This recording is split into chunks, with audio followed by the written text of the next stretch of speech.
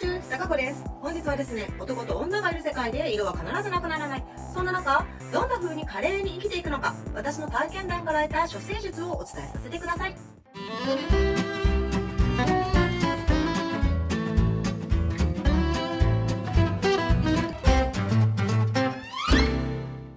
そもそも大前提として日本と海外で全然違うんですけど、ある程度の地位とか名前がある人だったら共通することは今の世の中。ノーって言ったらノー。指一本触れてこない。世界的なトップアーティストでも何でも。でもやっぱりまだそこが日本だと文化で嫌よ嫌よも好きのうちみたいなのがあるから、ちょっとそういう感覚が鈍い人が多い。それも踏まえて今回はパターンに分けて、かつてノートに書いたものを題材にしながらお話しさせていただきます。そのノートもこちらに貼っておきます。大前提としてどんな分野にいても、医療だろうとアパレルだろうと芸能だろうと夜だろうと何にいても絶対そのセクハラパワハラみたいなのがあります。プラス若ければ若いほどそういうのがあります。それは交わさない限りこっちが嫌な思いをすることの方が多いです。なぜならば絶対的な男性社会だから。で、大前提2として男性っていうのは往々にしてプライドの生き物なんですね。その小さなプライドを小さい人ほどへし折ると全力で抵抗していきます。全力で潰しに来ます。それをうまくかわしながら生きていかない限り、この男尊女卑社会とか男性が強い男社会だとやっぱり生きていくのが辛くなります。だから一番の得策はプライドをへし折らずにかわしながら角を立てずにやり過ごすこと。ケース1、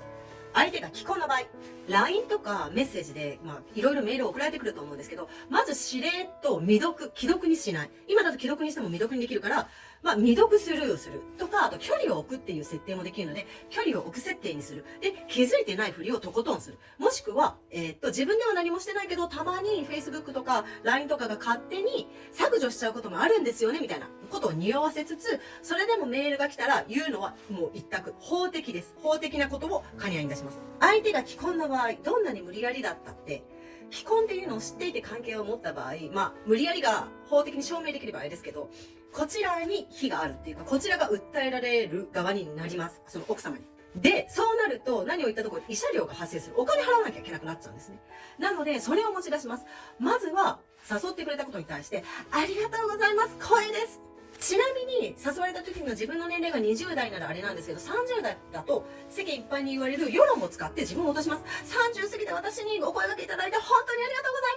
ます。さあ、ここで法的にっていう文が入ってくるんですけど、なんですが、既婚でいらっしゃいますよね。残念なんです。残念ですよ。残念。なぜならば、既婚者と、一対一でお食事とか行ったりすると、奥様が浮気とみなされた場合、私、慰謝料を払わなきゃいけなくなってしまって、そんな風になりたくないので、本当に残念なんですけれど、ちょっと、今回は、お断りをさせてください。残念。あくまで残念に合わせて。このままいけるようだったらいいし、ダメだったら、来世でぜひですね。今世ではご縁がなかったけど、来世ではぜひ。っていうのを匂わせると、普通の、そこそこ頭のいいというか、バカじゃない人だったら気づいてくれます。この人の場合も、それでもまず誘ってくれてありがとうございますっていう相手を立てる。別に敵じゃありませんよ。っていうところで、それでも、会う時間は必ず、もし会うにしても、昼間の2時間とかにして、で、必ず友達をスタンバイさせとく。2時間とか1時間半ぐらいになったらもう電話をかけてくれる人も用意しておく。で、電話が来ちゃって救急でとか言ってしれっと逃げられるようにしなきゃいけないのと、あとはそれでもダメな場合、もう私の年になると、親御さん介護してらっしゃる方とかもいるので、認知症の親がいて、とかを使う。あとは、シングルマザーで子供を預けられる時間がもう決まっている。と、あと、結婚してない若い人とかだったら婚約者が指輪つけてたこともあります、私自分で。婚約してないのに婚約指輪を買ってつけてたこともあります。それだけで来る人抑えられるからね。あと本当にもう使えるものは、イマジナリーでいいんで全部使ってください。うちの親が、もう実家に住んでるんですけど、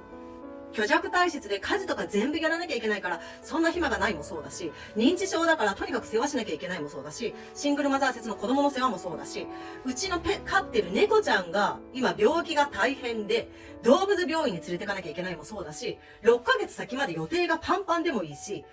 とにかく理由を作ってください。で、本当はもっと細かくいろいろあるんですけど、例えばもう時間帯もそうだし、夜は絶対出ないとか、エレベーター2人で乗らないとか、すごいいろいろあるんですけど、その細かいことはちょっとノートに多分まとめてあるんで、ノートリンク貼っとくから読んでいただいて、とにかく自分の身は自分で守らない限り、傷つけられて PTSD になって人生を潰しちゃうのは自分なんです。本当にね、危機感を持ってください。本日の動画いかがだったでしょうか？少しでも楽しんでいただけたりためになったよという方は高評価コメントいただけるととても嬉しいです。ということで、それではまた来週お会いしましょう。See you over! ボンジョーね。